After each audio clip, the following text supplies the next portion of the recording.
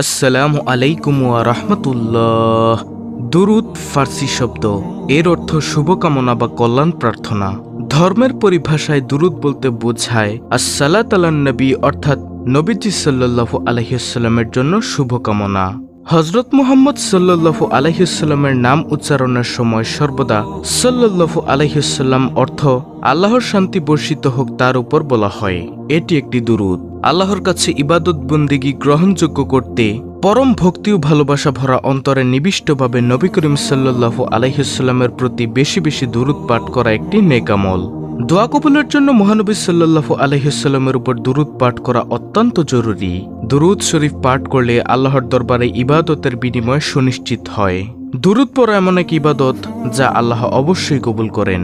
পবিত্র কোরআনে ইরশাদ হয়েছে, আল্লাহ ও তার ফেরেশতারাও নবীর জন্য দোয়া করেন। হে বিশ্বাসীগণ, তোমরাও নবীর জন্য দোয়া করো ও পূর্ণ শান্তি কামনা করো। সূরা আহজাব আয়াত নম্বর 56। হযরত কাব ইবনে ওজারা রাদিয়াল্লাহু তাআলা আনহু বলেছেন, একদিন আমরা রাসূলুল্লাহ সাল্লাল্লাহু আলাইহি ওয়াসাল্লামকে জিজ্ঞাসা করলাম, হে আল্লাহর রাসূল, আপনার উপর আমরা কিভাবে দুরূদ পড়ব?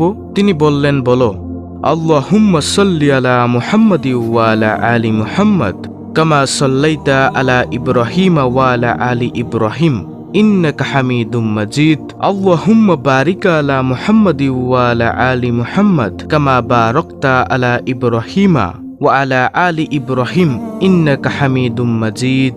অর্থাৎ, হে আল্লাহ, তুমি মুহাম্মদ সাল্লাল্লাহু আলাইহি ওয়াসাল্লাম এবং তার বংশধরদের উপর এই রূপ রহমত নাজিল করো যেমনটি করেছিলে ইব্রাহিম আলাইহিসসালাম ও তার বংশধরের উপর।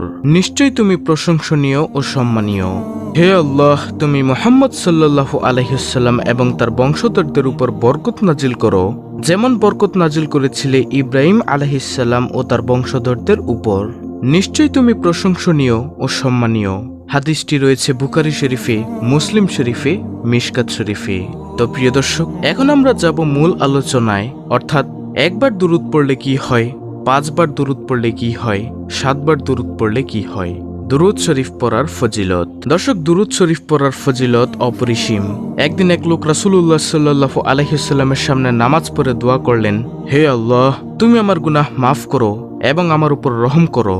তখন রাসূলুল্লাহ সাল্লাল্লাহু আলাইহি ওয়াসাল্লাম তাকে বললেন, ওহে মুসল্লি, তুমি খুব তাড়াহুড়া করছো। শোনো, যখন তুমি নামাজ পড়বে তখন প্রথমে আল্লাহর যথাযোগ্য প্রশংসা করবে, তারপর আমার উপর দুরূদ পাঠ করবে এবং সবশেষে নিজের জন্য দোয়া করবে। হাদিসটি রয়েছে তিরমিজি শরীফে, আবু দাউদ শরীফে, নাসাই শরীফে, মিশকাত শরীফে। ভক্তির সঙ্গে দুরূদ শরীফ পাঠ করলে বান্দার গুনাহ মাফ করা হয়। দুরূদ পাঠের অশেষ সওয়াব সম্পর্কে রাসূলুল্লাহ সাল্লাল্লাহু আলাইহি ওয়াসাল্লাম বলেছেন, যে ব্যক্তি আমার উপর মাত্র একবার দুরূদ পাঠ করে আল্লাহ তাআলা তার উপর 10 বার রহমত নাজিল করেন এবং কমপক্ষে তার 10টি গুনাহ মাফ করেন, তার আমলনামায় 10টি সওয়াব লিপিবদ্ধ করেন এবং আল্লাহর দরবারে তার মর্যাদা 10 গুণ বৃদ্ধি করে দেওয়া হয়। নাসাই শরীফের হাদিস। দর্শক, দুরূদ শরীফের ফজিলত সম্পর্কিত কয়েকখান হাদিস নিম্নে পেশ করা হলো। হাদিসগুলো আপনি শুনলেই বুঝতে পারবেন দুরূদ শরীফের ফজিলত কি কি। সর্বপ্রথম হাদিস, হযরত আবু হুরায়রা রাদিয়াল্লাহু তাআলা আনহু থেকে বর্ণিত, তিনি বলেন, রাসূলুল্লাহ সাল্লাল্লাহু আলাইহি ওয়াসাল্লাম ইরশাদ করেন, যে ব্যক্তি আমার উপর একবার দুরূদ পাঠ করবে আল্লাহ পাক তার উপর 10টি রহমত নাজিল করবেন। এই হাদিসটি রয়েছে মুসলিম শরীফে, আবু দাউদ শরীফে। দ্বিতীয় নম্বর হাদিস, হযরত ইবনে মাসউদ রাদিয়াল্লাহু তাআলা আনহু থেকে বর্ণিত, তিনি বলেন, রাসূলুল্লাহ সাল্লাল্লাহু আলাইহি ওয়াসাল্লাম ইরশাদ করেন, নিশ্চয় কিয়ামতের দিন ওই ব্যক্তি আমার সবচেয়ে নিকটবর্তী হবে যে ব্যক্তি আমার উপর সর্বাধিক দুরূদ শরীফ পাঠ করবে। দর্শক, এই হাদিস থেকে আমরা জানতে পারলাম যে আমরা যদি নবীজির উপর বেশি বেশি দুরূদ পাঠ করতে পারি তাহলে কিয়ামতের দিন নবীজি সাল্লাল্লাহু আলাইহি ওয়াসাল্লামের সবচেয়ে নিকটবর্তী হতে পারবো আমরা। হাদিসটি রয়েছে তিরমিজি শরীফে। তৃতীয় নম্বর হাদিস, হযরত আনাস রাদিয়াল্লাহু তাআলা আনহু থেকে বর্ণিত, প্রিয় নবী সাল্লাল্লাহু আলাইহি ওয়াসাল্লাম ইরশাদ করেন, যে ব্যক্তি আমার উপর একবার দুরূদ শরীফ পাঠ করবে আল্লাহ পাক তার উপর 10টি রহমত নাজিল করবেন, 10টি গুনাহ মাফ করবেন এবং 10টি মর্যাদা বৃদ্ধি করবেন। নাসাই শরীফের হাদিস। 4 নম্বর হাদিসটি হলো হযরত আম্মার ইবনে ইয়াসির রাদিয়াল্লাহু তাআলা আনহু থেকে বর্ণিত, তিনি বলেন, রাসূল সাল্লাল্লাহু আলাইহি ওয়াসাল্লাম ইরশাদ করেন, নিশ্চয়ই আল্লাহ পাক আমার রওজা শরীফে একজন ফেরেশতা মোতায়েন করে রেখেছেন যাকে সমস্ত বিশ্ববাসীর কথা শোনার শক্তি দান করেছেন। সুতরাং কিয়ামত পর্যন্ত যে কোনো ব্যক্তি আমার উপর দুরূদ শরীফ পাঠ করবে সে ফেরেশতা তার ও তার পিতার নাম উল্লেখ করে এভাবে আমার নিকট দুরূদ শরীফ পেশ করবে যে, অমুক ব্যক্তির পুত্র অমুক আপনার খেদমতে দুরূদ শরীফ প্রেরণ করেছেন। অর্থাৎ আমরা বুঝতে পারি নবীজি কিভাবে আমাদের দুরূদ শুনতে পান।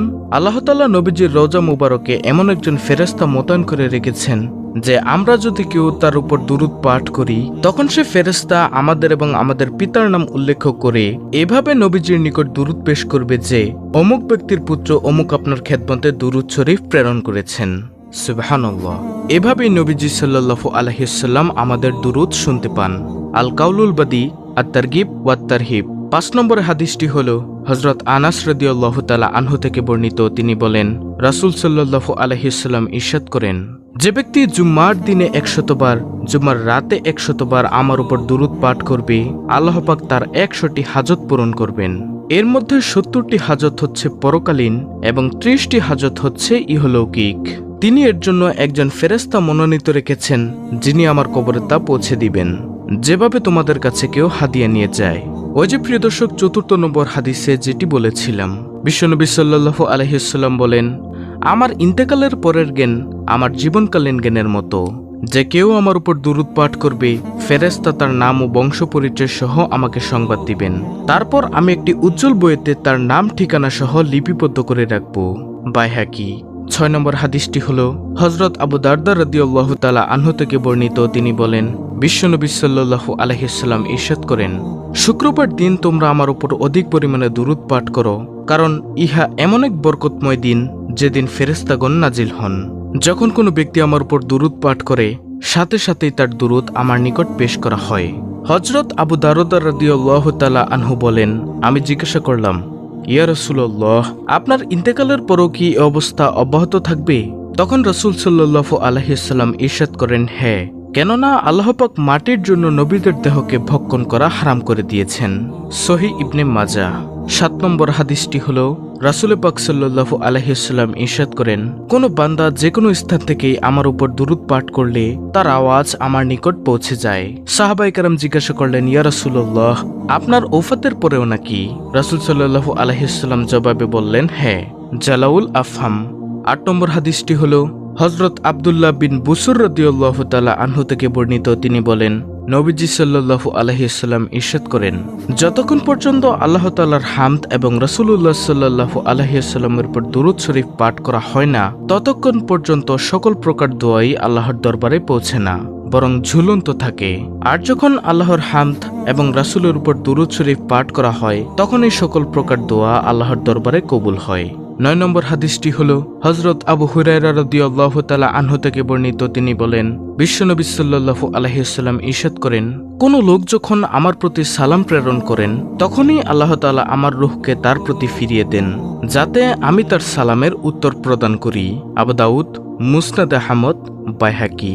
তারপরে সর্বশেষ ১০ নম্বর হাদিসটি হল, এখানে হাদিসে আছে, নবী করিম সাল্লাল্লাহু আলাইহি ওয়াসাল্লামকে প্রশ্ন করা হলো, হে নবী, যারা অনুপস্থিত এবং যারা আপনার পরে পৃথিবীতে আসবে তাদের পঠিত দুরূদ আপনার কাছে কিভাবে পৌঁছাবে? নবীজি সাল্লাল্লাহু আলাইহি ওয়াসাল্লাম জবাবে বললেন, যারা আমার আশিক তাদের দুরূদ আমি নিজ কানে সরাসরি শুনি এবং তাদেরকে চিনি, আর অন্যান্যদের দুরূদ আমার নিকট ফেরেশতাদের মাধ্যমে পেশ করা হয়। দালাইলুল খায়রাত। দর্শক, আশা করি বুঝতে পেরেছেন দুরূদ শরীফের ফজিলত। অত্যন্ত গুরুত্বপূর্ণ একটি ভিডিওটি ভালো লাগলে অবশ্যই চ্যানেলটিকে সাবস্ক্রাইব করে বেল বাটন অল বাজিয়ে দিবেন। ভিডিওটিতে একটি লাইক দিবেন এবং কমেন্টে আমিন লিখবেন এবং অন্য মুসলিম ভাই বোনদের কাছে ভিডিওটি শেয়ার করে দিবেন, যেন তারাও দেখে শিখে আমলটি করতে পারে এবং দুরূদ শরীফের ফজিলত সম্পর্কে জানতে পারে। আল্লাহ রাব্বুল আলামিন আমাদের সকলকে নবীজির উপর বেশি বেশি দুরূদ পাঠ করে তার ফজিলত অর্জন করার